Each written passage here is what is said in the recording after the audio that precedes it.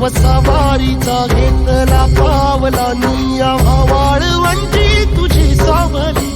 गळा भेट घेण्या भीमेची निघाली तुझ्या राम घोषात इंद्रायणी